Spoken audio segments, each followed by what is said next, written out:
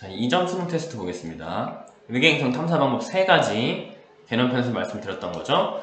자, 밝기 변화를 측정하는가? 아니요. 나, 도플러입니다. 중심별의 변화를 관측하는가? 식현상이죠. 가, 다. 그러면 다. 미세 중력 렌즈는 중심별이 아니라 뭘 보는 거죠? 그러니까 그 행성이 있는 중심별이 아니라 그 뒤에 있는 별의 밝기 변화를 보면서 앞쪽에 별과 행성이 있구나 이걸 보는 게 미세 중력 렌즈였습니다. 잘 기억하셔야 돼요. 자, A는 나이다. 맞고요. B는 배경별의 밝기 변화를 관측한다. 아까 제가 말씀드린 겁니다. 뒤에 있는 별의 밝기 변화를 관측합니다. C는 행성의 공전 주기가 길면 길수록 식현상이 느리게 나타나는데 행성의 존재를 확인하기 쉬울 리가 없죠. 4번입니다. 1번. 자, 2번 문제. 그림은 중심별과 행성이 공통 질량 중심 주위를 회전할 때 나타나는 별빛의 파장 변화를 이용해서 외계 행성을 탐사하는 방법. 도플러 효과라는 얘기입니다. 자, 별과 행성의 공전 방향이 나타나 있습니다. 행성이 이 방향으로 돌면 별도 마찬가지로 이 방향으로 돌아야만 공통 질량 중심 사이에 반대편에 있게 위치할 수가 있습니다. 공통 질량 중심 주위를 회전하는 주기는 외계 행성과 중심별이 같습니다. 이게 다르면 말이 안 돼요. 별빛 기역에서 청색 편이가 나타난다. 자, 별빛 기역. 별이 지구에 가까워지기 때문에 청색 편이가 나타나죠. 행성의 질량이 작을수록 별의 시선 속도 변화가 작죠. 2번입니다. 아까 질량 말씀드렸습니다. 3번 중심별의 겉보기 밝기 변화라고 합니다. 자, 겉보기 밝기가 줄어들었다가 원래대로 돌았다가 줄어들었다가 원래대로 돌았다가 줄어든 이유는 뭐예요? 행성이 별 앞에 온 거죠. 그럼 그 다음에 줄어든 거는 한 바퀴를 돌아서 다시 별 앞에 온 거죠. 그러니까 T1에서 T5 사이는 행성의 공전 주기에 해당하는 거죠. 잘 이해하셔야 됩니다. 중심별의 선 스펙트럼 파장은 T2보다 T3일 때 길다. 자, 중심별의 선 스펙트럼 파장은 T2보다 T3일 때 길다. 차근차근 보셔야 됩니다. 자, 이런 문제 풀 때 그림을 그리세요. 그림을 그리세요. 공통질량 중심 딱 그려주고요. 안쪽은 별의 궤도, 바깥쪽은 행성의 궤도를 이렇게 그립니다. 지금 좀 그린 게 좀 잘려 보일 것 같은데. 자, 보이시죠? 자, 그러면 T1일 때를 보세요. T1일 때는 지구가 여기 있어요. 우리가 이렇게 보고 있다고 생각해 봅시다. 여러분들 마음대로 그리면 됩니다. 왼쪽에 그리시면 왼쪽, 오른쪽은 오른쪽. 저는 아래가 편해서 아래쪽에 그리는 거예요. 그러면 T1일 때는 행성이 별을 가리는 거예요. 그러면 행성이 별을 가리려면 내 눈 쪽에 행성이 있고 그럼 그 멀리에 별이 있어야 돼요. 별, 행성. 이해되시나요? 이때가 T1입니다. T1부터 T5까지 총 4단계가 있는데 한 칸 한 칸이면 잘 보세요. 행성은 이쪽으로 공전합니다. 그럼 T1, 이때가 T2, 이때가 T3입니다. 이해되시죠? 그럼 행성이 T2면 별의 T2는 여기죠. 별의 T2. 행성 여기 있을 때 별은 여기 있죠. 별의 T3. 그리고 행성과 별의 공전 방향은 동일합니다. 이렇게 가고 있어요. 그쵸? 자, T2일 때 별은 지구에 가까워지고 있죠. 맞아요. 가까워지고 있어요. T3일 때는 옆으로 갑니다. 파장 변화가 없고요. 여기는 파장이 짧아지는 청색 편이가 나타나는 거죠. 그러니까 T2보다 T3일 때 길죠. 이때 짧아지고 이때 안 짧아집니다. 그래서 파장은 T2보다 T3일 때 길다가 맞습니다. 행성의 공전 궤도면은 시선 방향이 수직하면 안 가려지죠. 아까 설명드렸습니다. 3번. 4번입니다. 미세중력 렌즈 현상에 의한 별의 밝기 변화를 나타낸 것이다. 보이시죠? 여기 뾰족 튀어나온 거. 이거 뭐 때문이다? 행성 때문이다. 그대로 묻고 있습니다. A는 별 니은의 밝기 변화이다. 별 니은이 아니고요. 별 니은이 아니고 별 기역의 밝기 변화라고 말씀드렸습니다. 배경별의 밝기 변화를 보는 게 미세중력 렌즈 현상입니다. 이 탐사 방법은 수직해도 된다고요. 그래서 별 니은, 별 기역이라 했죠. 또 틀릴 뻔했네요. 5번입니다. 말은 제대로 하면서 자꾸 이 OX를 틀리는 경우가 있는데 정답 5번입니다. 자, 5번 문제 보겠습니다.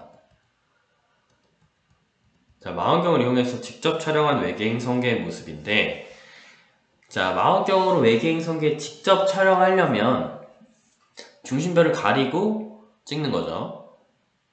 질량이 목성의 약 2배고 궤도 반지름은 10AU보다 크다라고 나와 있습니다. 자, 행성의 크기가 작을수록 직접 관측하기 용이하다. 아니에요. 행성이 커야 돼요. 행성이 크고 표면 온도도 높고, 또 마지막 한 가지 조건이 뭐였냐면 외계인 성계와 지구 사이 거리가 좀 가까워야 됩니다. 왜냐면 우리가 직접 촬영하기 때문에 별빛이 많이 들어와야 돼요. 두 번째, 별과 행성 사이의 거리가 가까울수록 직접 관측하기 용이하다. 자, 이거 헷갈리기가 굉장히 쉬운데, 별과 행성이 가까우면 빛을 많이 받으니까 좋지 않을까라는 생각하기 쉽지만, 아까 말씀드렸듯이 중심별을 가려요. 중심별을 가리기 때문에 행성이 별에 가까우면 안 보입니다. 구분이 안 돼요. 그래서 이 문제에서도 궤도 반지름은 10AU보다 크다라고 하고 있고, 별에 굉장히 멀리 떨어져 있는 모습을 볼 수가 있죠. 별과 행성 사이의 거리는 멀수록 직접 관측하기가 용이할 겁니다. 이 외계인 성계까지의 거리는 지금까지 발견된 외계인 성계까지의 평균 거리보다 가까울 것이다. 아까 말씀드렸듯이 지구와 좀 가까이 있어야 돼요. 그래서 정답은 디귿 3번이 됩니다. 시선속도 변화와 식현상을 이용해서 발견한 외계행성들의 물리량을 나타내고 있습니다. 시선속도 변화, 도플러 효과 맞죠? 수직하다. 식현상 수직 틀렸죠? 가와 나의 행성들은 대부분 질량이 지구와 비슷하다. 질량, 세로치기 질량, 여기가 목성, 여기가 목성, 어디가 지구랑 비슷하죠? 틀렸죠? 7번 보겠습니다. H활도의 주계열성 기역 니은과 태양을 나타낸 것이다. 생명 가능지대의 폭은 광도가 큰 게 넓어요. 기역이 니은보다 넓죠. 니은으로부터 1AU에 위치한 행성은 생명 가능지대에 존재하지 않죠. 왜냐면 태양에서 1AU가 생명 가능지대인데 니은은 태양보다 덜 밝잖아요. 생명 가능지대에 위치할 수가 없겠죠. 디귿, 생명 가능지대에 있는 행성에서 액체 상태의 물이 존재할 수 있는 기간, 무슨 뜻이에요? 주계열성으로 존재하는 이 별의 수명을 얘기하는 겁니다. 기역이 니은보다 짧죠. 1번입니다. 별의 질량에 따른 수명에 대한 설명입니다. 자, 수생유가 반응되는 시간을 t, 질량을 m, 광도를 l이라 하면 t, l분의 m이 성립한다. 이거는 왜 이 질량이 크면 수명이 짧은지를 나타내주는 수식입니다. 그대로 해주시면 돼요. t, l 분의 m이 성립하는데 문제는 l이 질량의 세제곱에 비례한대요. 그럼 어떻게 돼요? t는 m 세제곱분의 m이 되고 m-2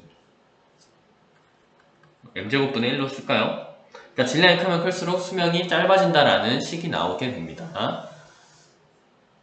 t는 별이 주계열에 머무르는 시간이다. 수소행유가 반응이 지속되는 시간과 주계열 단계에 머무는 시간은 같은 말이죠.